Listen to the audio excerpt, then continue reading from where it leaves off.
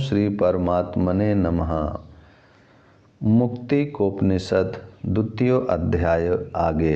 श्री रामचंद्र जी ने हनुमान जी से आगे कहा, अपने मन के निग्रह का एक ही उपाय है, वह यह निश्चय करना कि मन का अभुदय, उसका स्फीत होना ही उसका विनाश पतन है और उसके नाश में ही उसका महान अभुदय उसकी उन्नति है।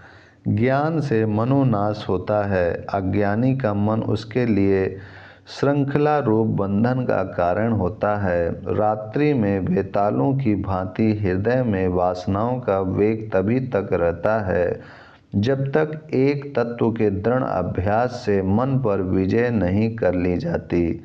जिनका चित्त और अभिमान क्षीण हो गए हैं और इंद्रिय रूपी शत्रु वश में हो गए हैं, उनकी भोग वासनाएं उसी प्रकार क्षीण हो जाती हैं जैसे हेमंत ऋतु के आने पर कमलिनी कमल का पौधा स्वमेव नष्ट हो जाता है। हाथ से हाथ को मलकर, दांत से दांत पीसकर तथा अंगों को अंगों से दबाकर अर्थात अपनी पूरी शक्ति लगाकर पहले अपने मन को जीतना चाहिए। बारंबार एकाग्रचित होकर बैठने तथा सद्युक्ति के द्वारा आत्मचिंतन करने के अतिरिक्त मन को जीतने का दूसरा कोई उपाय नहीं है। जिस प्रकार मदमत हाथी अंकुश के बिना वश में नहीं आता, उसी प्रकार चित्त को वश में करने के लिए अध्यात्म विद्या का ज्ञान, सत्संगति, वासनाओं का भली भांति परित्याग तथा प्राण वायु का निरोध अर्थात प्राणायाम, ये प्रबल उपाय हैं। इन श्रेष्ठ युक्तियों के रहते हुए जो हठपूर्वक चित्त को निर्द्वंद करने की चेष्टा करते हैं, वे दीपक को छोड़कर अंधकार में भटकते हैं। जो मूढ़ पुरुष हठ से चित्त को वश में करने का उद्योग करते हैं, वे उन्मत्त हाथी को कमल नाल के तंतुओं से बांधने की चेष्टा करते हैं। वृत्ति रूप लताओं के आश्रयभूत चित्त रूपी वृक्ष के दो बीज हैं, एक है प्राणों का स्पंदन गति, दूसरी दृढ़ भावना। प्राण वायु के संचलन से घट घट व्यापक संवित समिष्ट चेतना चलायमान हो उठती है। चित्त की एकाग्रता से ज्ञान की प्राप्ति होती है और उससे मुक्ति लाभ होता है। अतएव चित्त की एकाग्रता के साधनों में ध्यान की यथोचित विधि बतलाई जाती है।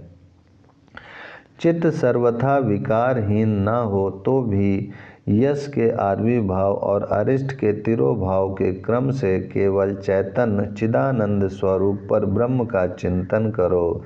जिस क्षण चित्त चिदानंद में आरूढ़ होता है, वह यश की स्थिति है और जिस क्षण उससे अलग होता है, वह अरिष्ट की स्थिति है। चित्त की चांचल्य के कारण यह स्वाभाविक स्थिति होती है। अतएव अरिष्ट की स्थिति से पुनः पुनः यश की स्थिति में चित्त को स्थापित कर पर ब्रह्म के चिंतन में लगो। अपान वायु के भीतर रोक दिए जाने पर जब तक हृदय में प्राण वायु का उदय नहीं होता, तब तक वह कुंभक अवस्था रहती है, जिसका योगी लोग अनुभव करते हैं। और प्राण वायु के बाहर रोक दिए जाने पर जब तक अपान वायु का उदय नहीं होता, तब तक जो पूर्ण समावस्था रहती है, उसे बाह्य कुंभक कहते हैं।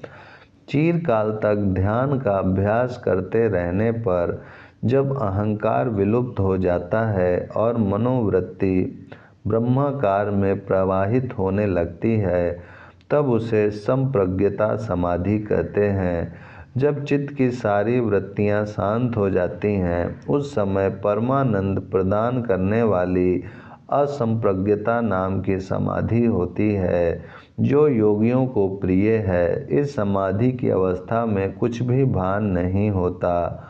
हो कैसे? उस स्थिति में मन और बुद्धि का अस्तित्व तक नहीं रहता, केवल चित्त स्वरूप की अवस्थिति होती है। इस समाधि में चित्त निरालंब होकर केवल स्थिति में रहता है। मुनि लोग इस समाधि की भावना करते हैं। इस समाधि में ऊपर नीचे और बीच में सर्वत्र शिव स्वरूप पूर्ण ब्रह्म ही अनुभूत होते हैं।